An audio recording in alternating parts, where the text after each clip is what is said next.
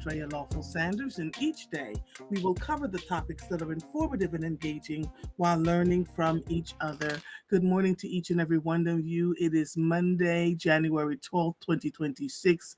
It feels colder outside, but it's about 32 degrees, and it is another week in paradise. Of course, many of you have been paying attention to all that's been happening uh, across the country and around the world. I just asked my husband to bring me some water. Mm-mm-mm. And it has been disconcerting to say the least. Tomorrow morning, I will have someone who worked for the Federal Bureau of Investigations and the IRS to talk to us a little bit about, from her perspective, what's happening with the layoff of the federal employees, how are they managing, and to address what happened to the young lady, the 37-year-old good that was shot and killed in Minneapolis, Minnesota. We're also we're very aware that ICE has now been going door to door in St. Paul, Minnesota. The reports have been coming in fast and furious, and people are afraid and asking what are their rights, and it seems to them that they actually have no rights. And so we're in a different phase in these United States of America. It is still only January, so I cannot wait for David Alexander Jenkins to come on. He's my usual Monday guest, and we talk about these things. We talked about what was coming. We talked about how to prepare yourselves. We've done all of that, and here we are. And still, there are folks who are just, and it's probably because they don't know any other way to react to what is happening around them but to just continue to try and live their lives the best way they know how. Okay, let me do my morning motivation, because in that vein, I'll never forget this happened at the Philadelphia International Airport. Only in Philadelphia, the employees at the airport are not for the foolishness. And this sister was so harsh until she saw my grandchildren on my phone. She was trying to help me too. I'd broken a toe, actually a couple toes, and so I needed a wheelchair. So a bunch of us were quietly waiting our turn for a wheelchair when Missy walked up, told the sister her flight was 15. It was in 15 minutes, and she needed a chair right away. Sister wasn't It wasn't a black woman. Um, the woman who was helping her at the airport was a black woman. So sister started out real nice with an edge in her voice and explained to the woman that she would do her best, but there were people ahead of her. There were people ahead of her,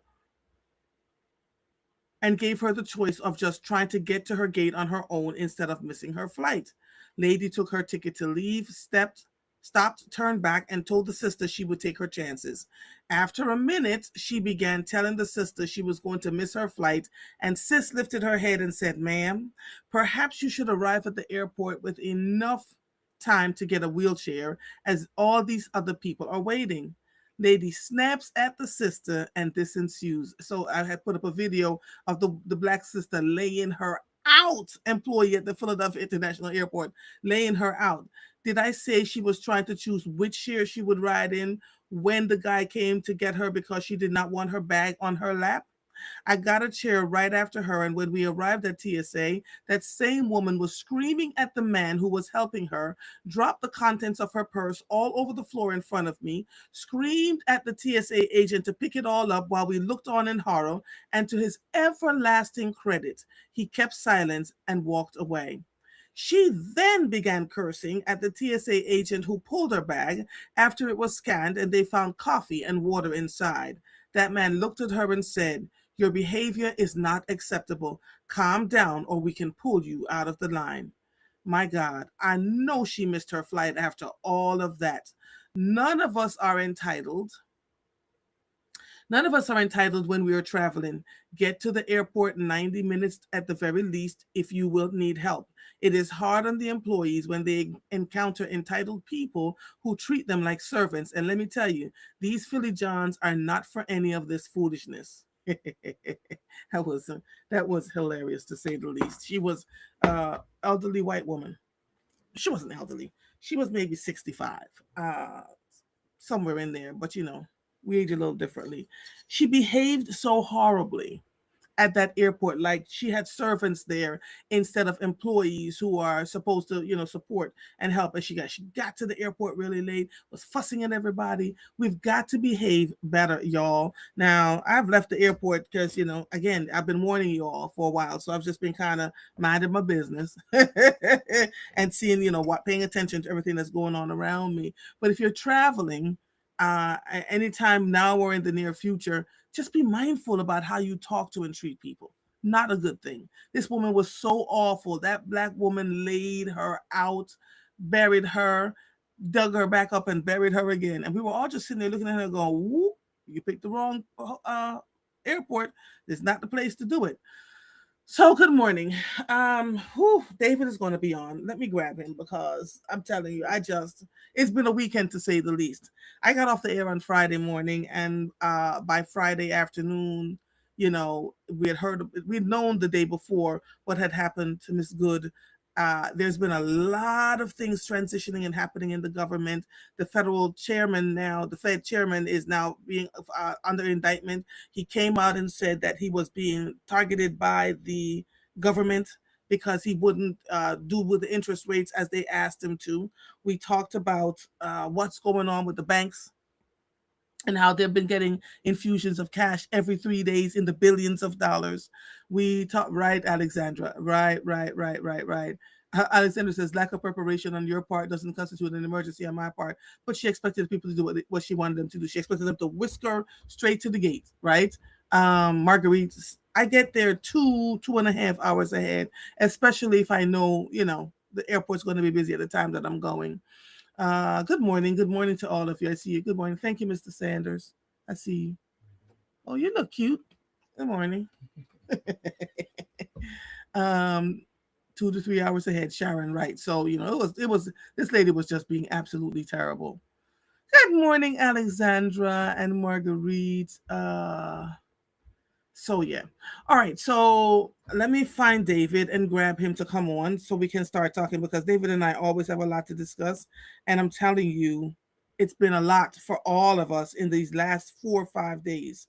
I got really quiet and just began paying attention to what's happening even further because as you saw over the weekend when it became clear what was going on, our our um our sheriff and our district attorney jumped into the fray, and the sheriff got her hand slapped. I don't know by whom, but it was clear she got her hand slapped because after she put the information out um, about what the sheriff's office could do, then she had to put another more sedate thing out saying that the sheriff's office does not have permission, blah, blah, blah, blah, blah.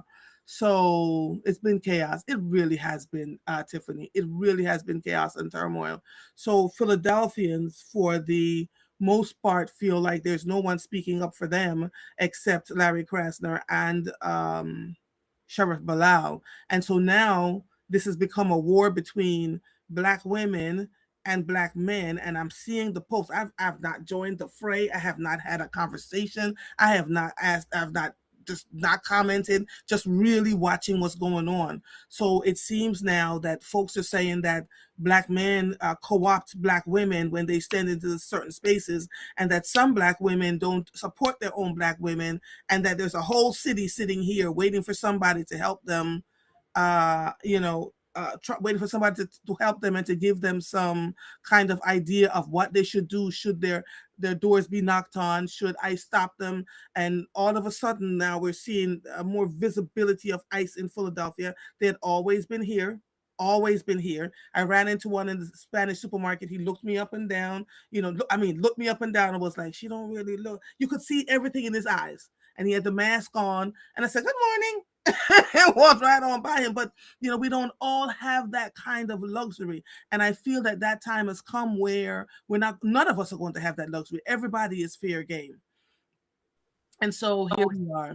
Good morning, my darling. Good morning. Happy Monday to you. How are you? Is the Monday happy?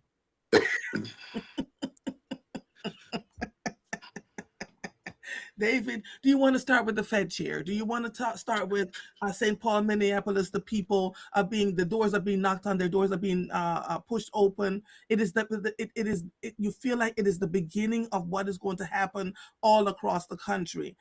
People are now fighting ICE. You know, you can see the people swelling out in the streets, pushing them. You know, if you can kill 4 or 5 of us, you can't kill all of us. You can see that in their faces, right? And that's happening in Minneapolis. It's happening in Chicago. It's happening in Los Angeles. Here in Philadelphia, we've been really quiet.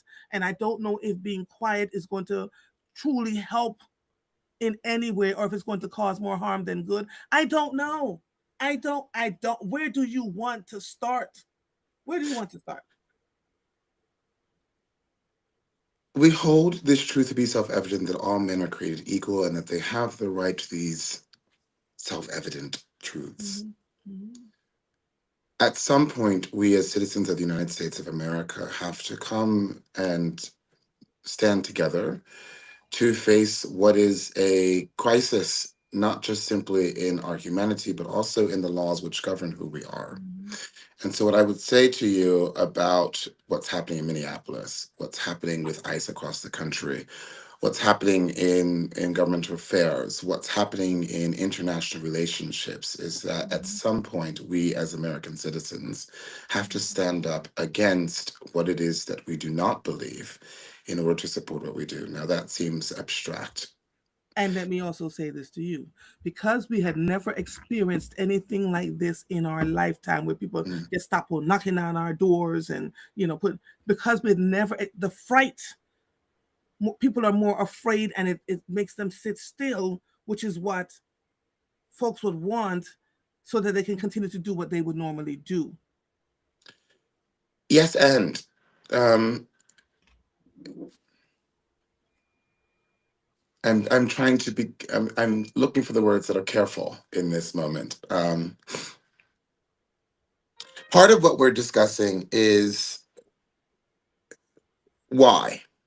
And I think the answer that we have to really reckon is the fact that the President of the United States has made it Mm-hmm. clear that he does not intend to go anywhere. Mm-hmm. And if we believe the audio recordings from the White House that speak to things like the Epstein file, which says, I don't care Mm-hmm. what you do. Um, if you have to start a war, right? If you have Mm-hmm. to, whatever you have to do, make sure it doesn't come out. Mm-hmm. We're not releasing those files. If we could recall that recording Mm-hmm. and its press release, some say that is not at all aided by AI. That is actually recorded from the White House. Others try to make us believe that perhaps that recording Mm-hmm. has been manipulated. I think it's very clear that the powers of the president in wartime are why we are hell bent on having civil unrest, why we are hell bent on sending military aid to many places around the world. We now have a president of the United States who has asked the Joint Chiefs to create a plan for war that would create a takeover of Greenland, an invasion. Like that is something which is now um, a coordinated and a publicly recorded truth. Right, we have a president who is sending military aid to uh, Persia and looking at engaging in war there with support for Israel. We have a president of the United States who is having conversations with Vladimir Putin this week and who is looking at how we engage in what will become a world war. And I want us to look at that and hold that to the side. Mm-hmm. Because while that is going on, we also have a government which is now passing actions that would limit the president's response and ability to respond to places like Venezuela. We But is have it working? Because even though they're limiting his powers to do anything else in Venezuela without their knowledge, he then is talking about, who is going to run the Venezuela. He met with some oil barons who told them that they need to spend $100 billion of their own money to fix the infrastructure here from here in the United Yeah, States, to fix the the type of infrastructure in oil. Venezuela. Right, we already knew that was that heavy crude, and then he Hmm. told them that they would get a percentage of whatever they came up with, but it's their responsibility to spend that $100 billion of their They're not own going to do money, it. That's not the right. United States money, Not right? going to do So it. that's been happening. That they did not he did not go to the Senate or Congress to get permission. That they told him to stop. That's That right. did not happen. So what I'm Well, saying to you is, while they're passing laws and passing this and passing that, he's ignoring them. They also passed in the House that the subsidies, the ACA subsidies, should continue. We don't know what's going to happen in the Senate as a direct result, because they may say, but essentially what I'm saying to you is, they could say it, he not paying them no mind. and that is where the United States citizen must come together. So instead of us dividing ourselves into separate groups and into sort of self interested, me focused moments, we do have to create this atmosphere that comes together into the streets and says, enough. Enough, which means it is our duty to turn to our neighbors and say to them, this has gone too far, and we need to all go out together. Now, I recognize that the message that we have given people that look like us is keep your butt at home. Mhm, This is not your fight. But I think we're getting to a place where we need to encourage others to come together as well, to go mhm, outside. One of the things which is really interesting is the handling of Mrs. Good's murdering, mhm, and how it was an alarm for Caucasian women in America to say, you too are a target in mhm, this moment, that a member of ICE can not only shoot you. And I want us to be clear about why it is that this is such an important story and one that we should follow. It's not simply that she was murdered by a person who was a member of ICE, it's that she was murdered by a person, a member of ICE, and then supported by mhm, the President of the United States in that murdering. And then supported by the Secretary of State in that murdering, and supported by the head of many different government organizations in that murdering. Um, that is different, right? Because when we look at Charlie Kirk or other sorts of interests, we have political figures in opposite sides of government saying murder is always wrong, this, that, and the other. It's an unfortunate thing. Some people are saying we understand and we're happy that it's gone. Some people are saying, but it's the message is clear. It's never okay. This time, the message was that's fine. And I think the American public, we're watching them gather outside of People's City Halls here in Philadelphia, to address these truths. And I think that we're going to have to realize, and we've talked about this on the show before, we're going to have to realize that at some point we have to risk, and I'm again being very careful, we have to risk who we are to go outside as a mass and speak truth to the power that is.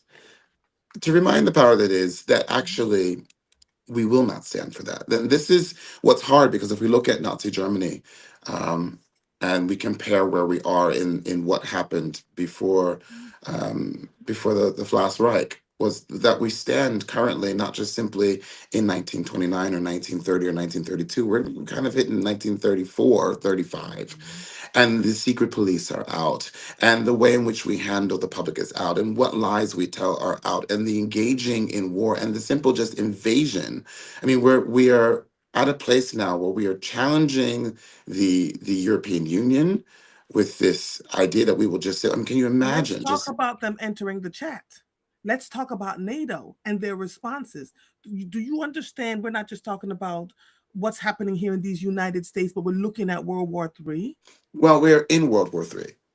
I want us to be very clear that we have entered that, right? That the act of war necessary to declare a World War III would be the invasion of Venezuela and the plucking out of a head of state, which is against the law. I want us to also be careful and to recognize that the United States of America in court has dropped the drug charges, the trafficking charges on Maduro, and they are simply left with charges of gun possession, which at what point is it illegal for a head of state to own guns? Right? I mean, Mm. like, it's all of a rouge. It is illegal. It is an act of war. I want us to also be careful about how we get news and information, because Yes, sir. was in a deeply troubling argument with ChatGPT, in which ChatGPT would not even acknowledge the arrest of Maduro or the actions which is happening until I went back and back and back and gave evidence which was emphatic for Mhm. it to research and say, aha. And what it ended up posting, which I had shared in social media, was that it is programmed to de-escalate the idea of war when Yes. asked questions about it. So we hear a lying happening to the American people in Codified AI by manufacturing. AI. Right, codified by AI. And I think what is also happening is when we look something up, AI is the first thing that comes up, and many people just take the AI response. I go And run way with it. down the chat. I was like, no, no, no, no, no. Let me go down and do a little bit digger deep it, because what they have found out in recent days is that AI is giving information that's harming people. Harming people. They call Harming them people. AI hallucinations.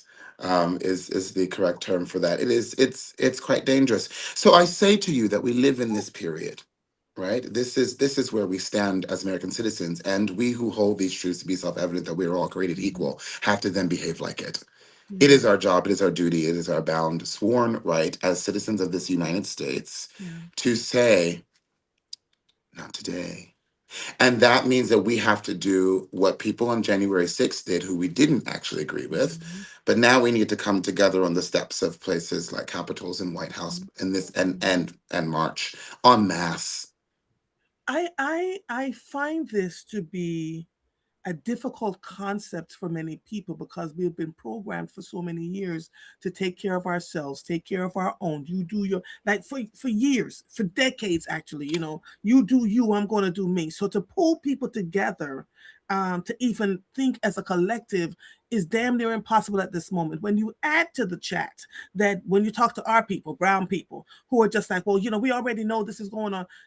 Joanne Bell said it succinctly. We have been in our Black community, been we convinced ourselves that we're a part of these United States of America, and that we're going to be okay as long as we get the degrees, as long as we live in a certain fancy place, or we have a certain kind of car, or we have a certain kind of Mm. square footage. And so when we are asked as Black and brown people to come as a collective, we actually hem and haw and say things like, well, we deserve the right to be here. Yo, can we pay attention to what's going on? A, and B, that voting solves everything. Now, in my mind's eye, I have been paying attention to the voting rights being stripped away for at least the last 10 years. We already know that they've figured out ways to stop people from voting, et cetera, so that we may never win another election again. Why the hell can't we have that conversation? Why am I hearing people say things like, oh, he'll be gone in 3 years? And I want to say, yo,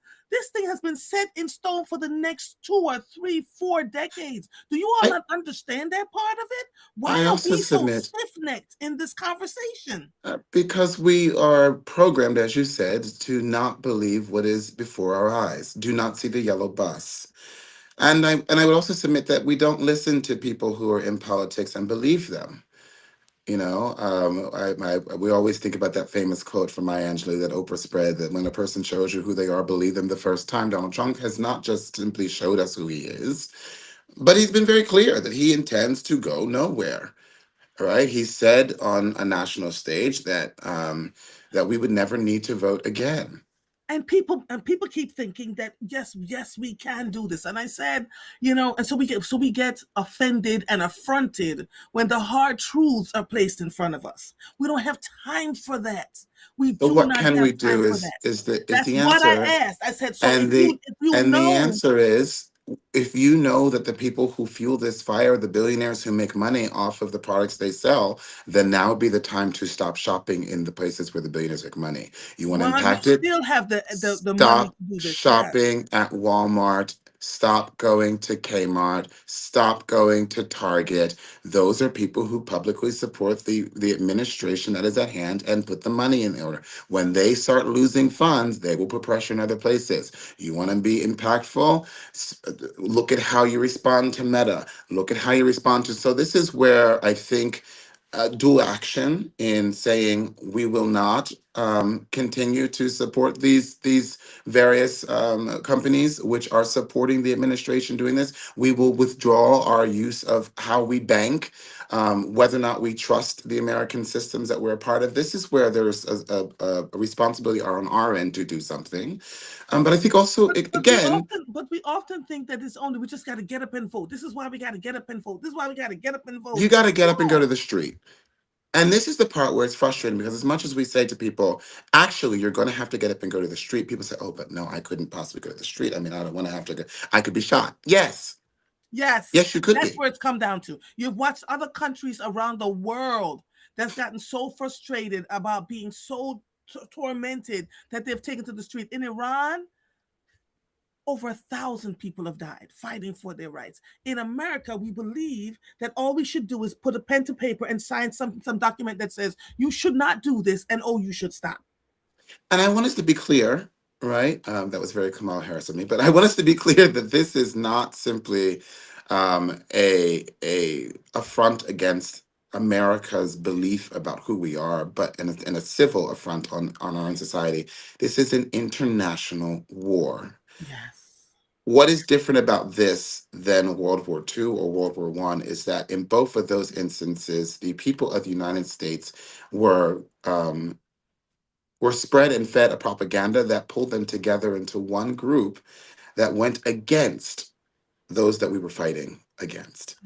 This time, we have enabled civil war in our own country while we provoke and start international wars In around the other world. countries. And I want us to be very careful about how we see that, how we behave in that moment, what we understand about that. This is very different because it really is one of the first times where we have not just participated in, but started publicly started. I mean, there are other times we've started wars and And it pretended was it wasn't quiet. There us. was a time when it was We did quiet it in and a people way didn't where it really was know it. Yeah, diplomatically organized. It wasn't, yeah. oh, because someone else did Mhm. this. The truth is, we pulled the strings. But this time, we're saying, oh, yeah, no. One thing to invade Venezuela under what has been in pretense a horrific dictator, as we see it, sure. Another thing to promise that we are going to invade Greenland. Another thing to send weaponry to Israel to fight Iran. Mhm. Another thing to support um, the international territorial disputes that are creating war in Russia against Ukraine. And another thing to believe that you could just take over parts of South America to create a bigger defense for the United States of America. I mean, all of these things are All this land boldly carving executed. on behalf of without the people agreeing. So again, I'm always way ahead of the schedule here, and Yeah. so people don't usually pay attention. About 3 years ago, someone said to me, "Have you heard of BRICS?" And I said, "No." BRICS is an intergovernment organization comprising 10 countries. Listen: Brazil, China, Egypt, Ethiopia, India, Indonesia, Iran, Russia, South Africa, and the United Arab Emirates. Its conceptual origins were articulated by Russian Foreign Minister Primakov in 1998 and can be traded to informal forums and dialogue groups such as Russia, India, and China. So, what they've essentially done was instead of saying, let's use United States dollar to pay for whatever we need to do. Where they're using their own monies, right? So they're using their own diplomatic club where governments could meet annually at formal summits and coordinate multilateral policy. So they've been doing that. Mhm. On top of that, there's another group in Africa that has formed same thing, intercontinental. They were like, we're not going to be dependent upon, which is why Farina Fasco, Marina, what's the name of that country? Traore.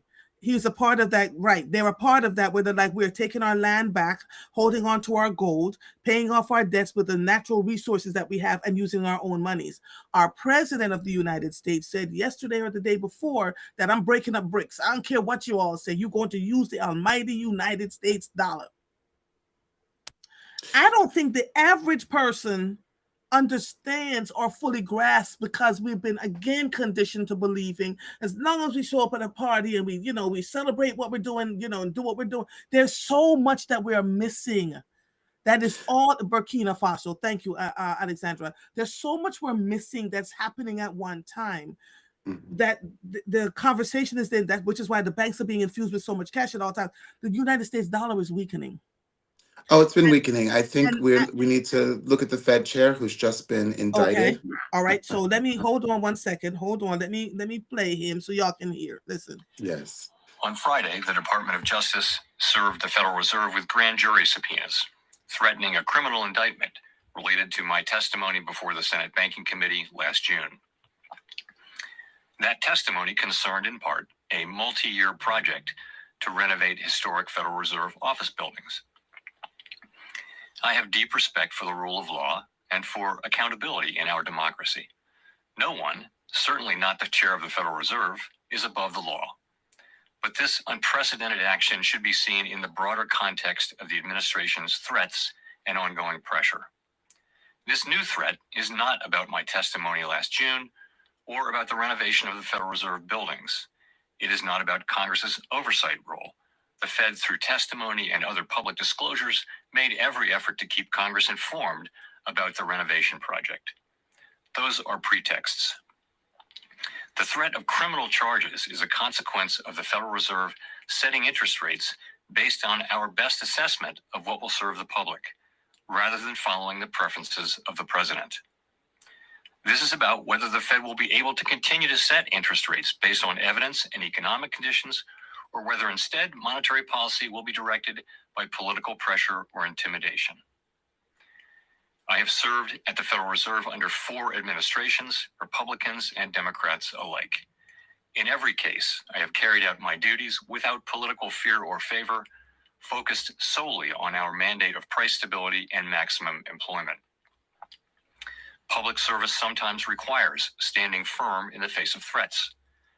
I will continue to do the job the Senate confirmed me to do, with integrity and a commitment to serving the American people. There, Integrity and a commitment to serving the American people. you know what is so unprecedented about this? You never hear the Fed chair show up in public and talk about anything. They have been Ever. threatening him. He's saying that they're threatening him to do the interest rates that they want him to do to make it seem like the economy is as stable as they want it to be.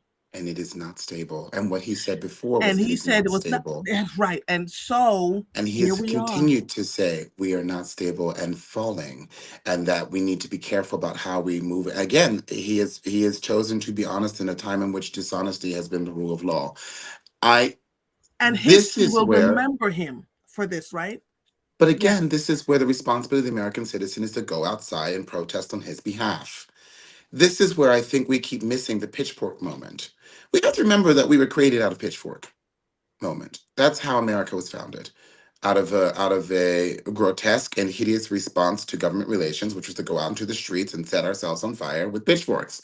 And that is how we got what we wanted and in 1776 created the United States of America here in Philadelphia, by the way. It was that behavior of going to the streets and protesting against the government's behavior. If we think that something has changed, it has not. That is where I think the responsibility of the American citizen. So yes, we need to go outside and we need to protest the killing of American citizens Mhm. due to ICE, but we need to not just do it when it's someone that we happen to think looks No, like, or love, or right. Mm-hmm. but Mm-hmm. not just them, but also when it's us, but when it's Mm-hmm. others as well. Like we have gotten to a place where we're comfortable with it until, right? So we should be outside for that, but we should also be outside for what the Fed chair is saying. We should be outside when it comes to policies that are anti-American, that strip people of justice, of liberty, of truth, that strip basic, what we consider inalienable rights. Mm-hmm. We should be outside protesting against starting wars and deleting the ability of sovereign nations to run themselves. We should be outside. We should be Yeah. outside. Yeah. Those of us who are still here, because we gave you all the opportunity to get in the lifeboat and go. So Mm-hmm. since we haven't, we now are a little army that has to say to our government, no. And I think we're in truth terrified to use or exercise that ability to say no. We're so afraid of being uncomfortable, much less being afraid of that. They don't even want discomfort. We don't want to feel discomfort. We don't want to feel like we can't live in our square footage, that we will lose the $300,000 that we don't even want to feel that, much less put our lives on the line to protect ourselves, our sovereignty, and our people. Mm. What is it going to take? I don't. So I'm going to look up Leslie Renee because it's another one. She, what was supposed to bury that child? Her writing is such that it really holds all these truths for us. So let me pull this up. She wrote something. Oh my God. Someone wrote, it took 4 blocks. Hold on.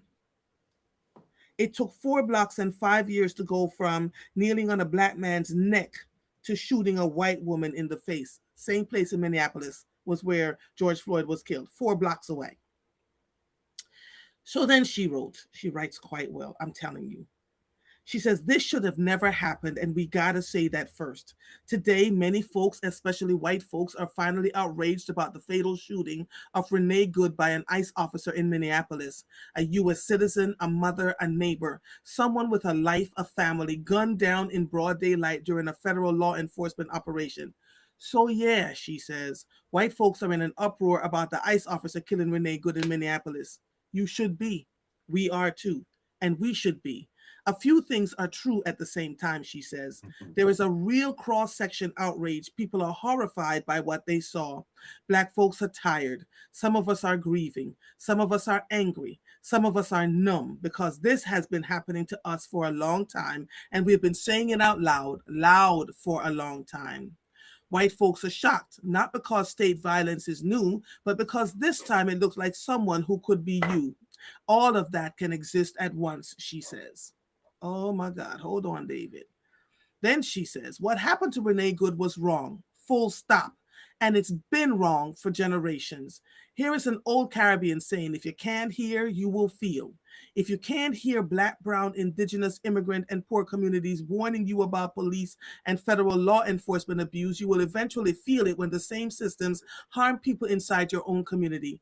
That isn't a threat, she says. It's a pattern. So yeah, be outraged. But don't make this a one-off moment of empathy, outrage, protest, and action. Do not only care when the victim looks familiar, because fascism doesn't stop at one neighborhood, one zip code, one race, or one political party. It expands, it tests limits, it studies silence. Silence is what's giving them the movement to just continue doing what they're doing, right? Do not only care, as she says, fascism studies silence and strategizes accordingly. Beloved, we all live here. And if we're going to survive what this country is becoming, we can't keep treating state violence like a surprise every time it crosses a new line. So now what? Not hashtags, not just posts, not just shocks. Here's what actually helps. She says, show up locally. Go to your city council meetings. Go to the police oversight commission meetings and ask what policies govern use of force by federal agents in your city. Demand a statement from your mayor and police chief about their position on cooperating with ICE and Homeland Security. Philadelphia's police commissioner clarified who has the real law enforcement authority here and checked what was perceived as zealous overreach by our sheriff. But what is the PPD's position on working with ICE? Support organizations that do legal observation, court watching, bail funds, and victim support. If you do not know one, Google your city plus type of organization and donate or volunteer. Call your members of Congress and demand federal limits on use of force because, Jeffries and Schumer says they're not getting into the argument about the monies for ICE. They don't want to even be involved in it. They're not asking for limits on this, right? She says, emails are okay, calls are better. For every call a representative receives, they count it as a stating line. It's stating the views of 100 similarly situated people. Call. Protect journalists, legal observers, and organizers. They are the early warning system. Talk to people in your own circles, not to perform, to interrupt denial. That's where I am, because the denial is strong in our people, right? Pick a lane. Organizing, legal work, policy advocacy, mutual aid, court watching, storytelling, funding, education. Pick one and stay in it. And when this moment passes, don't rush back to pretending that things are fine. We don't need to return to pre-Trump America, she says. We need to build something better than the system that made Trump possible in the first place. Think on that. Because if we only reset to normal, we're just clearing the path for Trump 3.0 with a different face. This is not about guilt. This is about responsibility. This is not about division. This is about survival. We can grieve together, we can be honest together, and we can move forward together. But only if we stop pretending this was ever just about one shooting. It wasn't a one off. Shared 66 times. People are commenting about it. This is Leslie Renee, who is a brilliant lawyer, writes like, she's talking to people in the fifth grade so that everybody can understand it, just not someone with a legalese mind. And her following has grown. Where is what letter, Joanne? I don't know what you're talking about. Where's what letter? It's on her Facebook page. She wrote this on her Facebook page. So her following has grown exponentially because she's writing in a way where people can understand. Make no mistake, the fact that she speaks so freely and honestly means that she too is in danger, right? Anybody that speaks up and says what In is going order on. for in order for people like that to not be in danger, all of us have to speak up. Right. So we're at a place now where it should no longer be a one-off conversation. The citizens of America need to come together and say, this is enough. And until we do that, my spider senses and truth say this is where we are heading, and this is not going to get better.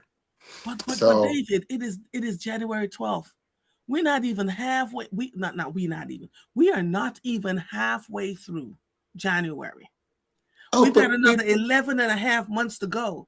Do people no, no. really think that this America is going to be the America that they're seeing today on January 12th, we 2026? we told you last year We that did. this January was going to be the pop off. That part when people are surprised. Those who did not speak or hear the sound of my voice may be surprised. I don't know. I I'm not surprised um, at all. This is something which I've spoken about quite often and have been very sincere. And here's where we are. Not one iota of information which was given has not yet happened. Right. I mean, this is where we stand. So what I'm saying to you now is it is time to, as a populace together, say to our Republican neighbors, to those who voted MAGA, to those whatever, are you ready to stop this madness now? You better get outside and go to the street. There really isn't another way. And I think we keep looking for another way. It would be one thing if our wars that we are starting were simply international, right? We're talking about starting civil war and Yeah. international war at the At the same same time time. while declaring war against fractions of the government and destroying the economy, all in one breath. What stops those sorts of actions? Well, when the citizens of the United States who outnumber the government come together and go to the buildings of the government and say, we will either fix this or you will go. That's a bloody Sunday. And I want us to be very clear about what that looks like. Mhm. Oh, That's not a they're just going to wonderful, get up and go. Not going to happen. Right. Absolutely. that's an Nick, ugly moment in American history, but I think it's the only way now to confront with action what is going on is for the people of the United States of America to say enough in a very and physical in my way. mind's eye, I don't think the people of the United States are ready to say enough. I I think don't they're think they are waiting. ready either. I think it will happen eventually, but I think it'll be a little late when it happens. Yes. And the people who are doing what they're doing are betting on the fact that we're going to wait until it's too late.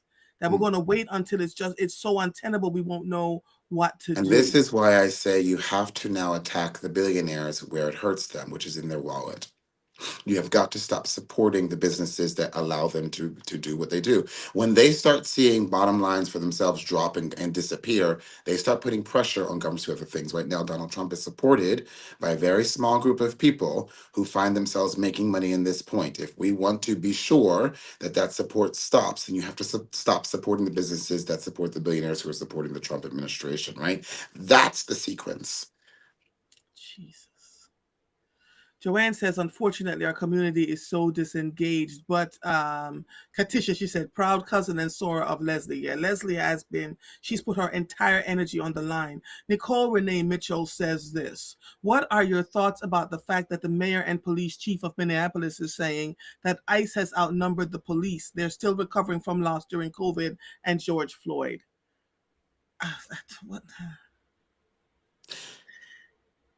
I believe Minneapolis has become the tipping point, I was right? going to They say, I already. think it's one of many places they're going to. I would tell you that I don't think ICE is going to be as strong here as we have been predicting until we get to our celebrations in the summer. I Baby. think that that is going to be the excuse for Donald Trump to unload his wrath against Philadelphia, and I think that we need to be prepared for that now. I think that this excuse will fuel what ends up happening here in this great city. I want us to be careful and measured and considerate about what that means. I want us to have a plan for how we behave and how we act. I think there is a very methodical way to respond to the Trump administration when it comes to things like ICE, Mhm. and so I am 10 toes down behind and supportive of the sheriff, who said you don't want any of this smoke. I Mhm. am supportive of our mayor in conversations that she's having behind the scenes to address things that otherwise will publicly cause panic. I think it's important to note that while there is not a public plan, it is confirmed that there are meetings happening behind closed doors about what to do and how to release that information to the public and when. So I want us to not feel that we've been abandoned by the government of the day, that there is actually conversation and motivation around the public safety of people in Philadelphia, which has not been advertised for the benefit of Philadelphians, and to try to keep at bay as long as possible what is otherwise a Gestapo who is randomly at rant here. So I think all of these truths are a thing that we need to pay attention to, and things that we as Philadelphians need to come together and say, how close are you to a subway line in case there should be an event? I think we shouldn't be so naive as to think that we aren't a target in the United States of America. We are the city upon the We're hill the for birth which of this this country. nation It was was right here. born. That's Hmm. right. And so Hmm. international attention that is angry at America during its 250th anniversary might focus on Philadelphia, which has been named by the New York Times and many other educations as the place to be this year. I think it would be unwise of us not to heed that warning and think to ourselves, my goodness, this is a place that might be the target come the summertime if war at its fullest has broken out and retaliation is something which countries are feeling they'd like to have against America. I think we have to be sober in this moment about how we move, how we think, and what we do strategically, and not to look at things as over there, but rather as to see them as a threat right where we are. Hmm. Laverne says, it feels like we are in fear and pray and wait on God phase, not fights. We're also very divided. Again, that works to the benefit of those who wants to see us, the pray and wait on God phases. I'm just like, I think in Islam the term is tie your camel and trust Allah. mhm, And I think that we forget to tie the camel quite often. Um, and so I would say to us, we should not be surprised. right.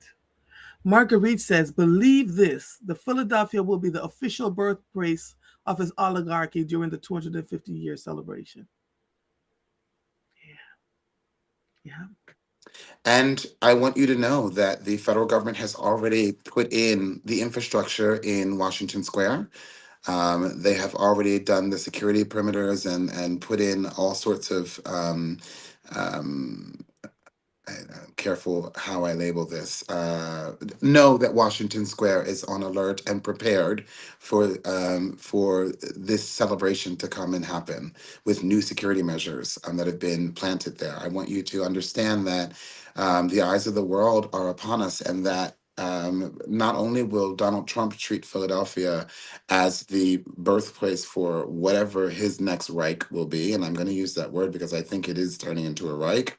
Um, I I am also acutely aware that we are eyes wide shut as we move forward, barreling towards this what we consider celebratory moment, not thinking about the implications of the international response to our behavior as a country, Mhm. which will come home to roost.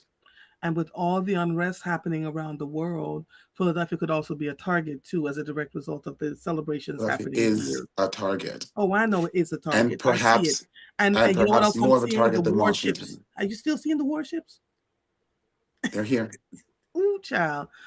Laverne says, I think I will be traveling that week on purpose. Yeah.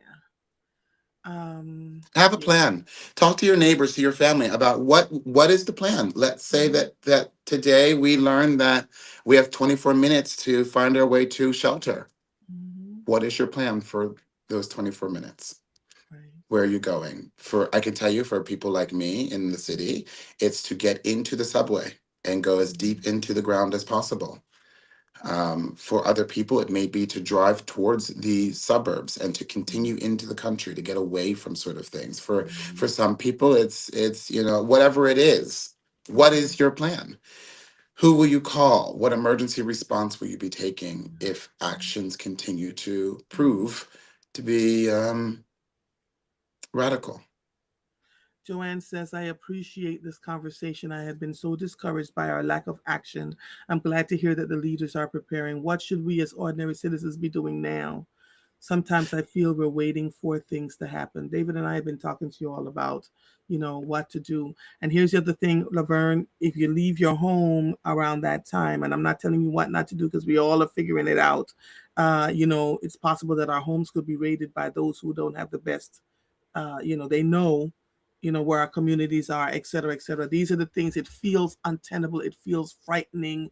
Let's talk a little bit about, so make sure you have, David said this last week, 2 cans of soup per day that you can pop open and eat. If the water stops working, uh, if there's no Shelf electricity, if it stable food, right? shelf stable food, right?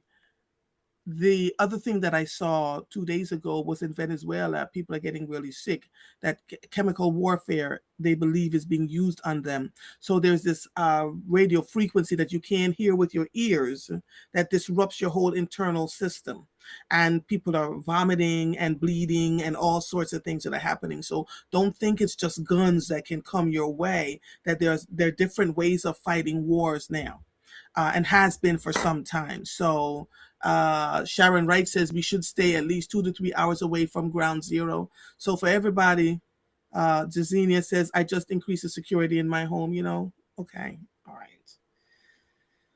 But have a plan. We've been telling you this for a while. What does that plan look like? We can't tell you what your plan is. Is your plan to be with your children, wherever your children out of state? Is your plan to what is your plan? How much Do water do you you have have in your money home? in your home to protect yourself? Have you put it all in the bank?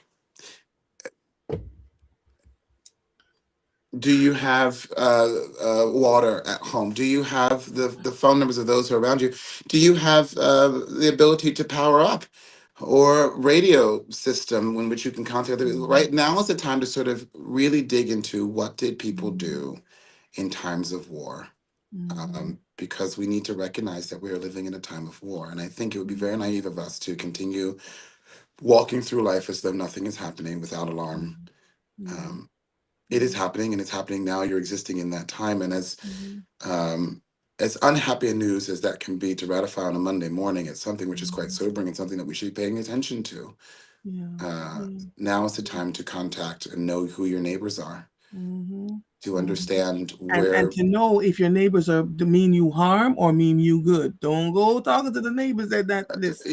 Yes, yes, and but I think also we what is different now is that um,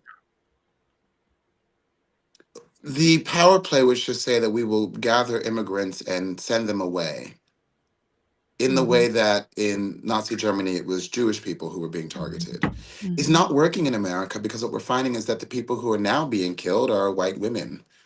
mhm. And so neighbors are no longer willing to tell Gestapo where people are, because they see what's happening is that they themselves are getting killed. So I Everybody's think in danger, the right? the miscalculation is that the public are not Mhm, necessarily in support of what's happening on the streets. And the mhm, more that and I hate to say this, but it's very true, the more that MAGA Caucasians are affected by ICE um, behavior, mhm. the more the streets will get crowded with people who say enough is enough. Yeah, So it yeah. won't be people who look like you and me who will be effective in this moment. Mhm, What we are seeing is that it requires those who asked for these measures to be mhm, affected mhm. before they are willing to acknowledge that it's too much. Now we keep talking about MAGA Republicans. You all realize that a lot of Democrats are accountable in this too. right? Not saying what they're supposed to say, behind closed doors are making the deals that are impacting the lives of people as long as they can stay in office, selling their young to stay in office to do essentially nothing. Can we talk about that? Because this is No, this is a thing. Remember, if the other side was because there were many times where Democrats were in power, they were. It wasn't just Republicans, and they sat on things and mollycoddled and and do all allow the things to crazy things pass that they did. through and And did here not we are. act. And here we are. Um, that's Monday, y'all. That's the truth of where we are. That is the The last thing I want you to address is the letter mm, that was sent to the post office and uh-huh. postal workers. Let's I don't know talk. how many of you saw this letter, but I sent it I to am you, seeing Andrea, it so you all could over the see it. place. Yes. Yes, which basically tells the post office workers, and this is very real. This just came out, that they are essential workers, and that in times of war, that they are to continue their essential work in delivering mail to the citizens of the United States. Very odd message to send to a group of people who are federally hired when nothing's happening. Can you imagine having received such notice? So I want us Mhm. to understand that not only is this happening in the imagination and or the ethereal understanding of what's going on, but it's happening boots on the ground in that people that you know who are working for the Postal Service are receiving notices from the federal government saying, stand by. Mhm. That, And that if you're there that's to not a carry the letter with them that they are essential workers. That's right, to carry Because when people have been their stopping, papers so that yeah, people can recognize who they are. carry your peppers. Yeah, yeah. But this is very serious, right? That's what Mhm. I think we have to Mhm. acknowledge and know. Mhm. For my community, for people in Philadelphia, it's conversations around honesty about how do we check in on one another, how do we provide essential services in Mhm. strife. Mhm. Where do you go if you can't get to the grocery store? Do we have community centers that are in that place? Like those are the conversations that we're having in my Mhm. community. They're the Mhm. conversations I'm expecting others to have in Mhm. theirs. Mhm. What happens when there's the disruption in our communication system? Oftentimes, when that happens, the banks no longer allow people to take money out of the Mac machine, so you can't just run to the Mac machine, which is why we keep telling you And tap Mac. cannot. Make sure you have some cash on you somewhere. It doesn't have to be a whole lot of cash, but enough. Make sure that if you're driving, your gas tanks are filled. I just said this to my husband the other day. If your gas tank gets to 3/4 full, fill it back up to the top, right? And consistently do that because you never know. Those gas stations will be a mess. Everybody's going to want to get gas and there'll be gridlock all over the place. Think, what would you do if there's a gridlock around you?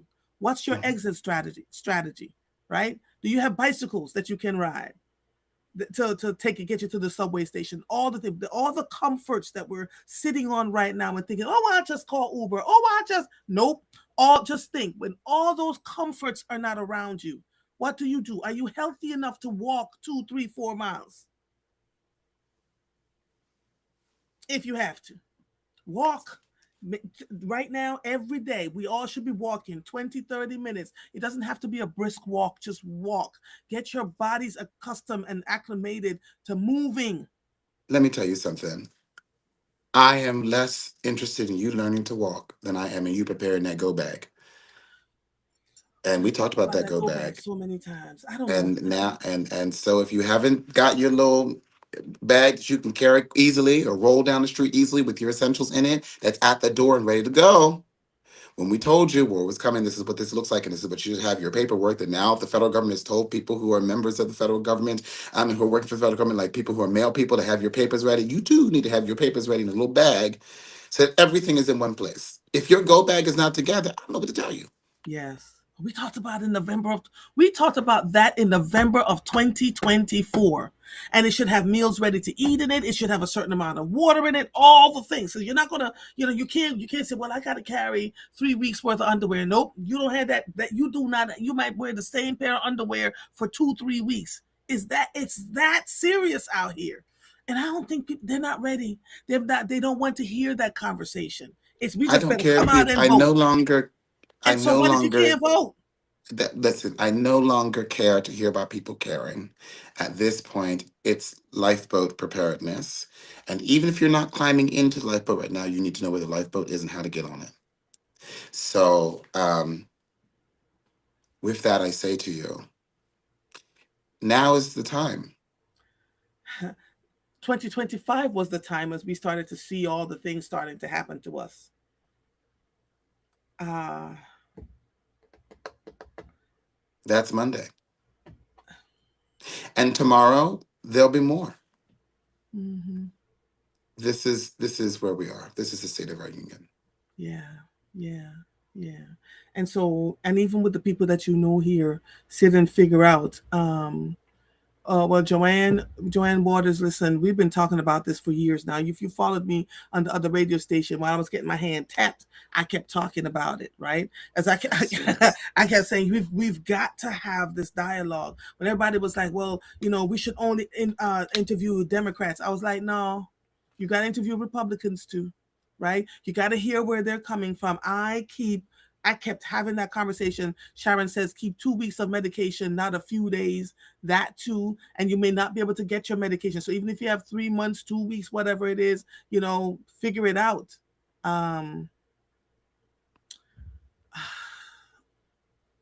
Laverne says 2026 was tomorrow more than it was next year. A rooster crowed. But we've been saying it. We've been asking you. We've been quietly telling you. Then we just stopped talking about it because we said there was going to come a time when we're just not going to say anything to you all about it. You figure it out. You figure it out. But if you can live several days without food, what you cannot live without is water. And so make sure at least you have a little bit of that. And you don't have to purchase cases of water. Get the big 5-gallon, 10-gallon containers. Fill them up with a little You can sticker on take them. a plastic trash can from the grocery store and fill it with water from your tub and put whatever, I think it's a spoonful of X, Y, and Z of bleach into that water Yep. and To make allow it to sure that sit. it's viable for you to use. Right. Right. Don't flush your toilet every time you use You it. Make can, sure that. in an emergency situation, and one of the things that is really true about emergency situations is if you're at home, the first thing you should do is fill large things with water from the Which is bath. your bathtub. Yes. Mm-hmm. Immediately fill it with water. Now Mm-hmm. you have drinking water for a little while, Mm-hmm. right? And So put a I little don't want juice you to out of it. think so obtusely and so but anyway, I can't again because I've done it so many times and warned so many times. This is where we are. That is the truth of what we need to be doing. David, it's always a pleasure. It feels like Mondays are doom and gloom, but it feels It's more getting so delicious. ugly. It I want to come is. back It and talk about is. love and about joy, and then this is done with you. I know. I know. I know. I know, but oftentimes people don't have the space, and our journalists are not talking about the things that we're talking about, like filling the They're not. bathtub, making sure you have 2 cans of soup for each for day. You can't call Uber Eats, you can't do any of those things. Make sure you have enough, a little bit of cash in your house. And when That's you it. do, please don't advertise how much you have because folk don't listen. Folk are watching everything you say and do online, right? Aqua tabs. Yes, I have the aqua tabs and iodine, just in case you're in you're exposed to radiation because they're reopening a nuclear plant right here in Pennsylvania. Mm-hmm. All of these Yep. things going on while the data centers continue to be built and we are our electric bills are going sky high, our water bills are going sky high because we're the ones paying for whatever it is that they're using to run these data centers, right? So there's a lot happening. Tiffany says Mondays are informative, but it's hard on my soul. I just need you to know. I don't know how David feels, but Mondays are hard on my soul because the more we see, the more we keep saying to you all, the handwriting is here. And so while we're celebrating the 250th anniversary of this country, the birth of this country, that means the bullseye is on Philadelphia. Absolutely. Absolutely. We both side at the same. We both side at the same diggity dang time, David. Well, stay vigilant. Keep watching. Pay attention, and as you pay attention, walk through today and tomorrow with eyes wide open, and understand that the time is now. It absolutely is. David, always a pleasure, my brother. Always a I pleasure. don't know that I may reserve the right to call upon you again before the end of the week.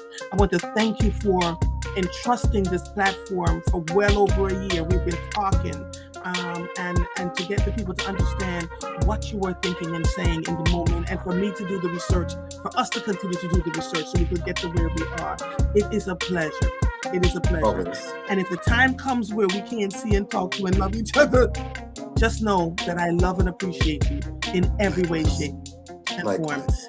This episode of Mornings with Mo is officially over. I am Andrea Lawful Sanders. I'll see you when I see you.